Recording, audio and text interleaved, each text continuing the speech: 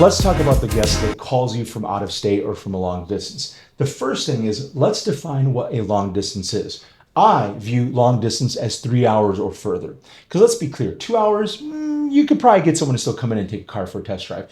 3 hours, you still could, but oftentimes they're going to ask for more information, especially if they're calling further than that. So here's the deal. How do we successfully handle these calls? The first step is, you have to remember there is a reason they're calling you. There's a reason they're picking up the phone and calling a store that's 2, 3, 4, 5, 6 hours away. Your goal is to find out what that reason is. That's an incredibly important, because if I understand why they're calling, it's going to allow me to better understand how I have to approach them and to successfully engage with them to build real value and actually get a sale out of this. Because let's be clear, if I'm buying an F-150, well, I probably would go to the store 20 minutes away, not 5 hours away. So I want to understand why. So then, how do you do that? The first thing is, you have to understand, even if you have caller ID, which almost everyone does at this point, and you see an out-of-state area code calling you, I don't care.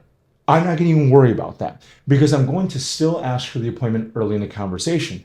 Because guess what? When I ask them, when would they come in and take it for a test drive, and they say, hey, Chappie, I'm calling from 5 hours away. But I now know that I'm going to have to dance with this a little bit further and understand what the guest is trying to accomplish. When I understand that they're calling from a long distance, that allows me then to ask more questions. So, hey, Mr. Customer, happy to help you out. Listen, great news is we sell vehicles in your area all the time. You want to make it seem easy to do business with you. Okay, that is a very important part. You have to make it easy to do business with you. So then I'm going to take it a step further. So Mr. Guest, just so I can be a better service, so I can understand, what exactly about this vehicle interested you to reach out to us about it? Well, they're going to tell you it's the car, it's the color, it's the trim, it's the option package, it's the price. Whatever it is, they're going to tell you. And that, when you hear people say, well, you got to build value with your customer, you can't effectively build value if you don't know what's valuable to them. You have to understand why they're calling you. And if you do that, then you can effectively build value. Remember this. They know they called a store that's a great distance away.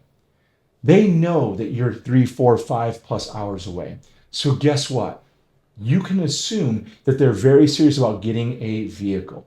Now more than ever with the internet, we know people go distances to buy a vehicle. So what am I trying to say to you? I'm going to treat this deal no differently than a guest that's sitting right in front of me. If anything, I'm going to build value and I'm going to ask for a clear call to action.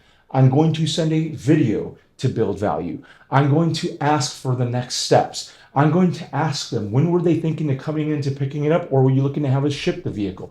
All of these things will tell you where the guest is at. Stop treating out-of-state deals or long-distance deals as pointless. All too often, we forget to treat them just the same and ask the questions that help us understand how to build effective and true value with the guests. If you learn to do that, I promise you, you're going to pick up more of those deals, because let's be real, there's a reason that guest is calling. 2, 3.